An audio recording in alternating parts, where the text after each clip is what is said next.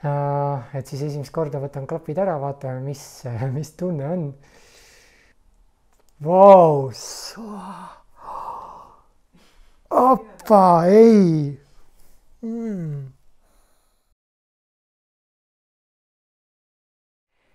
Hei, imeline. Lõpetasin just äsja 48-tunnise pimeduse väljakutse ja selles videos soovikski jagada sinuga, miks ma sellise väljakutse tegin, mis see väljakutse endast kujutab, jagan ka väljakutse kogemust, ehk siis mis minuga toimus selle väljakutse jooksul ja selle video lõpus ma jagan ka täitsa seda momenti, kui ma sellest pimedusest välja tulin, et mul olid klapid peas, kui ma klapid ära võtsin, et mis oli see kogemus, kui ma uuesti nägin seda maailma, mis meid ümbritseb. Et siis ole minuga lõpuni ja muud ei olegi, soovin sulle mõnusat vaatamist. Kõigepealt siis, miks ma sellise väljakutse üldse tegin ja siin ma tooks välja 3 peamist põhjust. Esiteks on see, et me oleme hästi tugevalt sõltuvuses sellest, mida me näeme ja inimestena, ütleme, võib isegi 78% meie infost, mida me võtame vastu, on see, mida me näeme. Siis tuleb meil kuulmine, lõpuks tuleb meil haistmine ja siis kompimine ka. Aga nägemine on hästi tugev siis see infoallikas meie jaoks. Et siis see väljakutse aitab nagu keskenduda muudele siis nendele meeltele, et saaks need teised meeled ka paremaks, ehk siis kuulmine ja haistmine. Teine põhjus on see, et me võtame väga paljusid asju oma elus iseenesestmõistetavalt ja meie kõik meeled, mis meil on, need me peame lihtsalt normaalsuseks. Aga näiteks on ju inimesi, kes üldse ei näe, kes ei kuule, kes ei saa rääkida. Ja siis üks eesmärk oligi see, et kuidas on elada, kui ma ei näe midagi ja see võimaldab rohkem hinnata pärast siis seda nägemist. Et see oli siis teiseks eesmärgiks, et hinnata seda meelt, mida me peame nii loomulikuks. Aga milline su elu siis on, kui sa mitte midagi ei näe ja siis õpid hindama seda, et näe, mul on see nägemisvõime, ma näen kogu seda maailma. Ja 3. põhjus on siis see, et tulla välja sellest oravrattast, ehk siis elurutiinist, kus on kogu aeg kiire. Et ma olen viimasel ajal järjest rohkem tempot maha võtnud ja siis oligi loomulik käik, oli ka see väljakutse teha, et 2 päeva olla täitsa nagu kõigest eemal, minna pimedusse ära ja lihtsalt istuda seal, nii et sul ei ole vaja mitte millegagi tegeleda. Ja kuidas see siis väljakutse välja nägi, et mis see väljakutse endast kujutas? Et ma tegin omale sellise maski, must mask, siin on teip on peal, et mitte mingit valgust ei tuleks läbi ja selle panin siis pähe ja siin alt jooksis ka veel kumm, et see alumine osa ka nagu täitsa kinni läheks, nii et ühtegi grammi valgust sisse ei tule. Ja siis elasin oma tavaelu, no pimedana ei saa tegelikult mitte midagi teha, kirjutada ei saa, on ju. Ma ei lubanud omal kuulata midagi, nagu mingit infot, et ainult kas siis istun või mediteerin. Ja teen oma muid rutiine ka, et käin külma duši all näiteks ja võimlen ja mingid sellised asjad. Ja lisaks sellele, et ei oleks ka söögi tegemisega mingit vaeva, siis ma ei söönud ka, ehk siis ainult jõin vett 48 tundi. Ja kuidas siis väljakutse läks? Põgusalt on see, et esimene päev oli raskem, et see venis ikka korralikult. Ja teine päev oli juba lihtsam, kuna siis oli ka elukaaslane kodus ja ikka sai natukene rääkida ja ma leidsin ka viisi, kuidas oma telefonist meditatsioone tööle saada. Et ma esimesel päeval lasin elukaaslasel panna valmis ühe meditatsiooni, et ma kuulan seda päeva jooksul, et kui ma panen telefoni sisse, siis kõrvaklappidest ma saan selle käima panna, nii et ma üldse mitte midagi ei vaata. Aga siis ma leidsin selle, et ma saan kõrvaklapi nupuga siis liikuda edasi ja tagasi playlistis, et ma sain kuulata ka teisi meditatsioone. Ja see tegi teise päeva siis palju mõnusamaks, et ma sain nagu rohkem mediteerida. Aga räägikski siis natukene spetsiifilisemalt, et kuidas mul see väljakutse siis läks. Eks esimene päev ma võtsin omale, et mul oleks ka, ütleme, välis seda heli oleks võimalikult vähe, et ma olekski pimeduses ja oleksin ka välisest helist välja lõigatud. Siis mul olid kõrvaklapid suurem osa ajast peas. Nad võtavad juba ise väga tugevalt välise heli ära, et nad lähevad nii mõnusalt siia siis kõrvade sisse. Ja lisaks ma panin siis YouTube'ist ühe 11-tunnise muusika mängima, ongi selline meditatsioonimuusika, tausta siis heli, et oleks kõik väline info siis ära võetud. Ja esimene avastus, mis mul oli, selles pimeduses olles on see, et orientatsioon võib täiesti metsas olla. Et tuled nagu tuled uksest sisse ja nüüd siis keerad kuskil poole, okei, nüüd ma tean, kuhu poole ma liigun. Ja siis käid ja avastad, see asi peaks juba olema, siis avastad, et hoopis sa oled kuskile mujale pannud, et silme ees selles pimeduses tekib nagu mingisugune ruumitaju ja kui sa keerad, siis sa tajud nagu okei, külmkapp on seal, pliit on seal, laud on seal ja siis hakkad kuskil poole liikuma ja pärast avastad, et siin peaks ju olema see laud on ju, aga seda ei ole. Ja ühe korra oligi niimoodi, ma tulin külmkapi juurest ära, tahtsin diivani juurde tulla, oli siis nii, et külmkapi vastas põhimõtteliselt diivan. Ma keerasin ennast ringi, mõtlesin, et keerasin ennast ringi ja siis hakkasin jalutama ja tegelikult panin nagu peaaegu 90 kraadi, ma mõtlen, mingi selline nurk oli vist arvatavasti, siis ma jõudsin ukseni täiesti. Mõtlesin, siin peab olema diivan kuskil, no kus see on ju? Ja siis oleks peaaegu vastu seinanurka jooksnud, et see koht, kus siis uks on, et seal on nurk ka, et oleks sinna vastu jõudnud. Et orientatsioon jah, sellega oli nagu päris mõnus, siis ei saa usaldada seda taju, et kui sa kuskile keerad, et mismoodi see siis on. Aga aja jooksul järjest läks paremaks, hakkasidki liikuma õiges suunas. Siis üks asi, mis ma tähele panin, ma käisin siin mõned aastad tagasi ka rabas istumas, niimoodi, et ma olin ka välisest kõigest eemal, seal ka ei söönud ja mediteerisin. Ja seal oli huvitav see, et hommikurutiini ja mingeid tegevusi ma nagu kiirustasin tagant, et mul on vaja seda ära teha, siis ma saan nagu järgmise asja juurde minna. Mul ei olnud mitte kuskile minna, aga seekord oli see kuidagi nagu, ma võtsin hästi chillilt kõike. Hommikurutiin, mõnusalt chillisin, nautisin, siis panin meditatsiooni, seda, et mul ei ole nagu kuskile kiiret, et selles suhtes on toimunud päris mõnus muutus. Ja esimesel päeval ma ei lubanud ka töömõtteid, et oli see, et kui ma kuskile mõtted läksin, siis ma ikkagi jälgisin ka, mis mõtted mul tulevad pähe. Et töömõtted ma ei lubanud, et hakkad nagu ketrama kogu aeg, mis ma nüüd teen ja mis ma nüüd teen. Vaid pigem on see, et tulla võimalikult kohalolusse, olla siin ja praegu. Või siis lubada mingid mõtted, nagu mis lihtsalt tulevad üles, mingid impulsmõtted. Ja siis oligi, mul oli päris tihti sellist olukorda, et mida ma nagu teen, kas ma nüüd luban mõtteid või tulen nagu täiesti kohale, et ma ei luba ühtegi mõtet, näiteks ongi see, et märkasin mõtet, lasen lahti, märkasin mõtet, lasen lahti. Et siis oli nagu selline kahe vahel pendeldamine ja kohalolus oli esimene päev päris keeruline olla, et nii kui ma tulin sellesse, paned silmad kinni, kui sa isegi niisama silmad kinni paned, on ju, eriti kui sul on klapid ees, see lähebki nagu mustaks täitsa. Et kui sul on pime tuba, sest muidu on see, et sul ikkagi valgus tuleb läbi silmalaude. Aga kui sul on klapid ees ja siis paned silmad kinni, siis on nagu täitsa pimedus. Ja selles hetkes seal siis olles, natuke aega olin, siis hakkasid igased erinevad pildid jooksma, mitte nagu selged, nagu unenäos, et sa oledki nagu seal sees, vaid siuke hästi ähmane, nii et ma ei saanudki aru, nagu, mis asi see täpselt on, mis seal silmes jookseb. Ja oligi raske nagu tulla kohalolusse, et keskenduda nagu mõtetele, aga samal ajal lihtsalt pildid jooksevad, et see kohalolu tunnetus kadus nagu nii kiiresti ära, hakkas lihtsalt nagu põhimõtteliselt unenäod nagu jooksma, aga täiesti ebaselge ja täiesti mingi kaootiliselt midagi suvalist.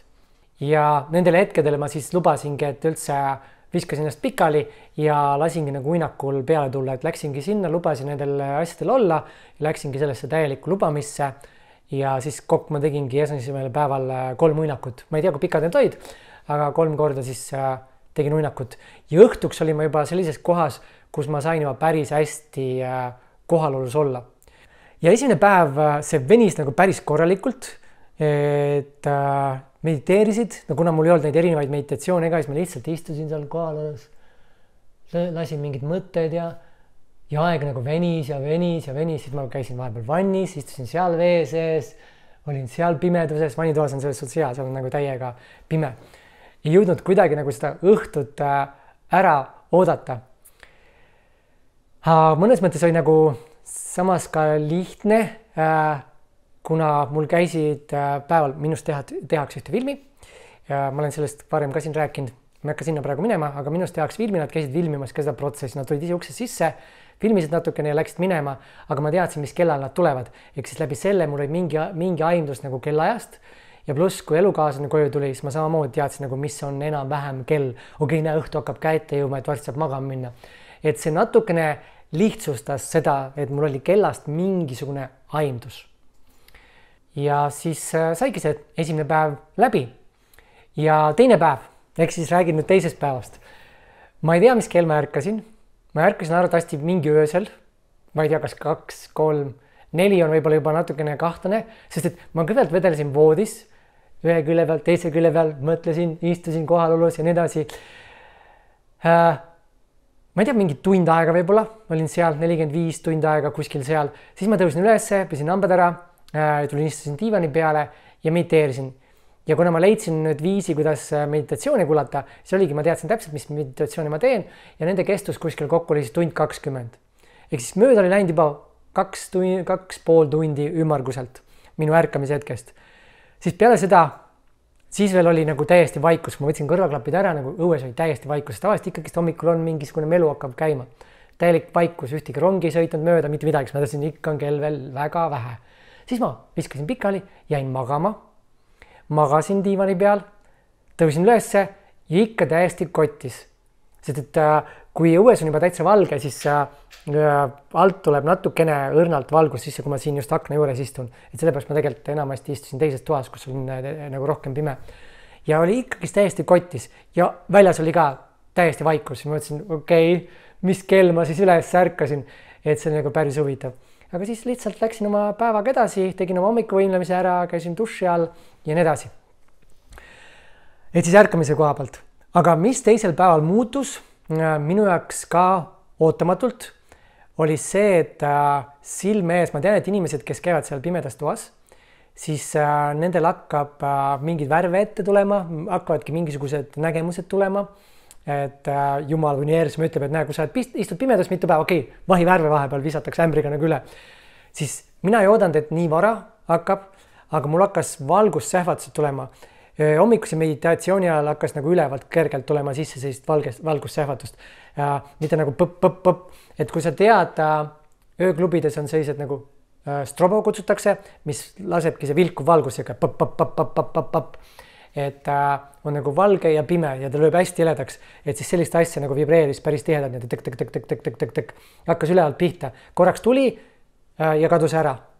Ja päeva jooksul hakkas järjest rohkem seda tulema, tuli alt sisse kuskilt siit vasakult, siis ülevalt ja seda juhtus enamasti siis, kui ma olin silmad kinni oma klappida taga ja ma tegin silmad lahti oma klappida taga ja siis hakkas nagu käima. Ja lõpuks õhtupool oligi nagu päris korralikult siuke disko käis kogu aeg nagu et terve silmeesine käis siis välkusse valge valgus.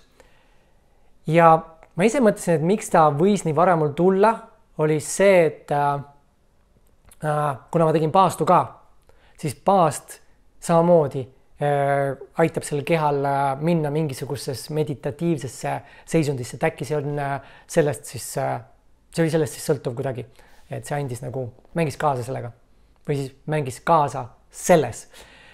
Ja üks asi veel, mida ma tegin, kui ma tegin näiteks hingamisharjutusi, siis välja hingates ma tegin Wim Hofi päris mitmel korral ja siis tegin ka Ananda mandalat, mis on üks kõige võimsam hingamiskogemus, mis ma olen kogenud, et sellest on täitsa eraldi video olemas ja nüüd ma tegin ka väikese video sellest ja piirangute telugrupis me teeme kõik koos seda laivis ka kaasa, see on kuskil 30, natuke üle 30 minuti ja sul tuleb nii suur energialaks sisse, sul nagu kogu keha suriseb ja seda ma tegin ka seekord, mõlemal päeval tegin seda.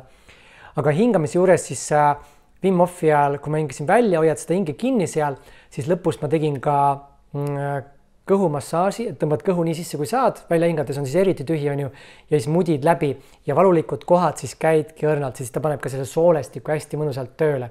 Ja nendel hetkedel, nüüd ma ei tea jälle, kas oli siis sellest Wim Hofi hingamisest või sellest, et ma mudisin, hakkasid ka erinevad nagu värvid tulema silme ette, et midagi siin nagu toimus, et see oli päris huvitav. Kokkuvõttes see teine päev oli palju mõnusam, et läks kiiremini just nimelt, et ma sain teha neid erinevaid meditatsioone, siis ma tegingi Joe Dispenza meditatsioone, mitmeid erinevaid siis enda meditatsioone, et oli päris äge. Ja kõige rohkem just tegin selliseid pimeduse meditatsioone, et ongi see, et kus sa tuled sellesse pimedusse täieliku kohalolusse, et sul on silmad kinni, sul ei ole nagu mitte ühtegi nägemust, ühtegi valgust, seda impulsi ei tule. Et seda on võimalik ise teha ka, kui sa lähed kas pimedasse ruumi, näiteks vanituppa, ja siis paned silmad kinni, siis ei ole ühtegi valgust, ei tule ka su silmalaugudele. Või siis panedki mingid head klapid ette ja siis silmad kinni ja siis istud selles pimeduses, nagu tuledki seal pimeduses täiesti kohal, nii et sa lülitad kogu välise maailma välja. Siis ma valisin ka kogeda erinevaid kogemusi, et mida ma sooviksin näiteks kogeda. Ja selle pimedusega ongi tegelikult see, et see on see meie supervõime, see on see kujutlusvõime, kus me saame luua mida iganes. Me võime kogeda mida iganes, siis oligi, ma käisin kuskil mägedes ronimas ja olin lastega kuskil ja igast ägedaid asju, lihtsalt sa loodki selle pildi nii selgelt oma silme ette. Kuskil mootorrattaga sõitsin ringi ja Nürburgringil käisin autoga kihutamas ja et neid kogemusi siis lasin kogeda. Et see ongi see, kus me tegelikult loome, et võib öelda, nagu see on see 5D, sest siin me loome, sest seal on kõik olemas. Selles olekus on kõik olemas, ma saan luua mida iganes ja nüüd on see, et ma lasen sellest lahti, siis mingi ette hakkab siis tulema mulle siia 3D maailma või siis reaalsusesse, nii-öelda sellesse, mida me kogeme siin. Ja ma lubasin mõelda ka töömõtteid teisel päeval, ehk siis eile sai see läbi ja päris äge oli nagu planeerida, sest mitte kuskil ei olnud kiiret, see oligi selle asja juures nagu kõige ägedam. Mul on aega mõelda nagu mida iganes ma soovin, ma ei pea kuskile kiirustama, ma ei pea kuskile jooksma. Sest tavaliselt on see, et kui ma planeerin midagi, see on ikkagi see, et ikka nagu et mul on vaja veel see asi ära teha, mul on vaja see asi ära teha. Siis kogu aeg on siuke ajatempo taga, aga seal oli nagu nii mõnus olla, sa tead, et sul ei ole mitte kuskile kiiret. Siis mõtledki rahulikult, näes selle, kuidas ma selle ära siis teeksin, et see oli hästi huvitav. Ja päeva jooksul tajusin ka seda, et selliseid uitmõtteid läks järjest vähemaks, et tekkis rohkem sellist mõnusat kohalolu, siin ja praegu olemist, kuigi ilma nägemiseta on seda kohalolu raskem kogeda, sest et kui sa näed, siis on kohalolus lihtsam olla, et ma näen seda, ma saan vaadata seda, näe, pilved liiguvad seal, et ma olen nagu kohal selles hetkes, mida ma oma kõikide meeltega tajun. Aga siis, kui kõrvaklapid on peas, sa ei kuule midagi, silmaklapid on ees, sa ei näe midagi, siis see kohalolu koht on ainult see pimeduses olek. Aga seal ikkagist hakkavad siis mingid pildid lõpuks jooksma. Ja siis hakkas vaikselt õhtu kätte jõudma, ma lõpetasin ära kella 6:30 ajal ma sõin. Ja enne seda, siis mind tundi uuesti filmima, sest nad tahtsid filmida seda momenti, kui ma tulen sellest välja. Ja sellest ma kohe jagan ka seda väljatulekut, et ma vilinistasin ise ka selle üles, et kohe ma jagan sinuga seda, et mis see moment oli, kui ma silmad lahti tegin ja kuidas ma reageerisin sellele, et see oli päris äge. Aga enne seda ma tegin veel pimeduse meditatsiooni, ma ei tea, mingi tunnike ja ma sain nii nagu mõnusa koha. Põhimõtteliselt ma nagu ühendusest välisest kõigest lahti, seda välismaailma lihtsalt ei eksisteerinud enam. Lihtsalt ei olnud. Et ma olingi täielikult selles oma pimeduses ja mitte midagi välist ei eksisteerinud. Et see oli hästi tugev kontakt selle pimedusega või selle tühjusega. Ja siis kadus ära ka näljatunne, sest ma ju 2 päeva ei söönud ka ju mitte midagi. Sest muidu see näljatunne ikka oli sees, et kõik sellised kehaistingud ka nagu kadusid ära ja ma olin täielikult selles pimeduses, et see oli hästi mõnus koht. Ja kuna ma teadsin, nad tulid juba siia, sest ma lõhna järgi tajusin, et keegi oli mul juures, filmis mind. Ja siis ma teadsin, et ma oleks seal tahtnud nagu veel olla, aga kuna nad tulid siia, siis mõtlesin, ma hakkan sööma ja siis ma tahtsin veel süüa ka selles pimeduses, et mis on süüa nii, et sa mitte midagi ei näe ja teha ka siis üldse süüa. Aga söögiks oli mul hästi lihtne, et ma tegin puljongit, ehk siis veiseliha puljong, panin selle potti ja siis keetsin või lasin ta soojaks ja siis panin tassi sisse ja jõin seda. Et aga see pimedana nagu kogu see kogemus, et mööda ei kallaks midagi, see oli nagu päris huvitav. Aga jah, et sellel hetkel, kui ma siin olin, siin samas diivani peal olin niimoodi mõnusas asendis ja ma lihtsalt ütlesin, ma ei tahagi süüa tegelikult nagu iseendale, ma ei tahakski süüa, ma tahaks lihtsalt siin selles kohas olla. Aga kuna ma teadsin, nad on siin, lihtsalt passivad on ju mingi tunnike 2, kui ma lihtsalt istun, vedelen seal, et siis ma tõusin ülesse ja läksin siis süüa tegema. Et põhimõtteliselt ma nagu ei tahtnudki sellest välja tulla ja isegi ma ei saa nagu väga pimeduses olla. Sest et kui ma nagu mõtlesin selle peale, mis mul siin silmes on, siis lihtsalt see strobo või valguse sähvatus käis mul kogu aeg. See disko läks õhtuks nagu päris võimsaks. Aga jah, selline oli siis mul teine päev, siis oligi, sõin ära ja tulin uuesti diivani peale ja siis tegin selle väljatulemise. ja nüüd ma jagakski seda väljatulemist siin. Ehk siis vaatame, mis tunne ja milline see kogemus oli, kui ma silmaklapid peast ära võtsin. Et siis esimest korda võtan klapid ära, vaatame, mis tunne on. Ja ma saan ka teada, mis särk mul seljas on, sest hommikul ma särgi võtsin kapist ja ma ei teagi, mis bluus mul seljas üldse on. Võtsin pärast mingisuguse, ma ei tea, mingi vanaisa särgi. Ehk siis saame teada kohe, mis mul siin seljas on. Siuke veider tunne on, et ei tahagi võtta ära, tahaks edasi teha, sest põnev on. Hästi huvitav, selles suhtes mingisugune ei tahaks nagu ära võtta, kuidagi hästi huvitav on selle koha pealt. Nüüd tuleb ju valgus sisse siit alt. Eledaks läks. Ossa roisku eledaks läks. Vau! Oppa, ei!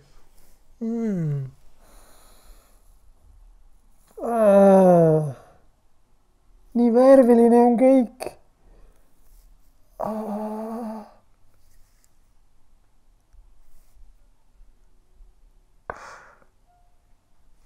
Assa. Appi. Pea hakkas ringiga käima.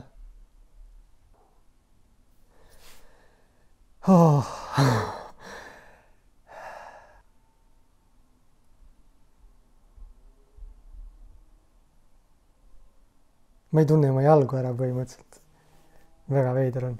Wow. Ma ei kujuta nendest inimestest, kes istuvad 5 päeva, 7 päeva, 12 päeva on see pimeda toa retriit. Tegin 48 tundi peaaegu.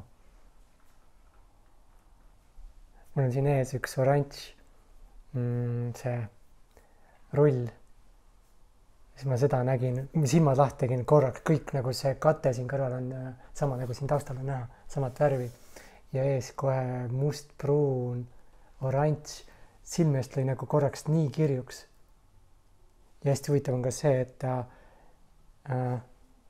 pilk nagu ujuks. Et ei ole sellist fokusseerimist, et hästi huvitav on praegu selles suhtes, et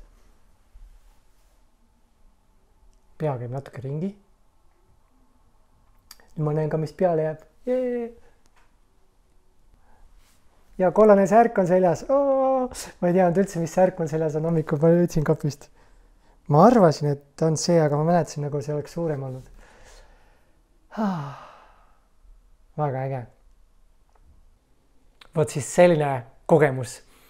Igatahes väga äge ja kindlasti ma teen seda veel, sest see oli päris äge kogemus ja saab kodustes tingimustes täiesti teha. Järgmine kord ma teen ka söömisega koos, et ma söön ka, et saaks ka seda söögikogemust, et pimeduses süüa ka on nagu omaette juba kogemus ja väljakutse.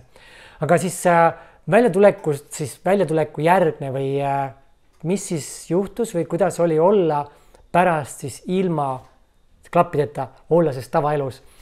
Et esiteks, nagu ma juba jagasin, on ju mul käis pea ringi, siis tükk aega mul oli selline uimane olek ja selline, seda on nagu raske kirjeldada, aga just ongi selline nagu mingisuguses veedras voolamises oled siin selles reaalsuses, et kuidagi teistsugune taju oli ja õues käisin poes, siis oli juba enam-vähem nagu paremaks läinud. Ja siis ma otsustasin ka Facebooki vaadata, et mis seal toimub, mul oli üle 10 sõnumi ja 47 teavitust ja mul sai lambil patakas tühjaks, nii et läks natuke pimedamaks, aga me saame hakkama. Et 47 teavitust ka Facebookis, et päris korralik, aga neid ma ei vaadanud, mõtlesin, ei, ma täna ei tegele ühegi tööasjaga, mitte millegagi, vaatasin lihtsalt sõnumid kiiresti läbi, mis on nagu olulised ja siis teadsin, okei, sellele vastan homme ja nii edasi. Ja siis mõnele sõnumile vastasin ka kohe ära.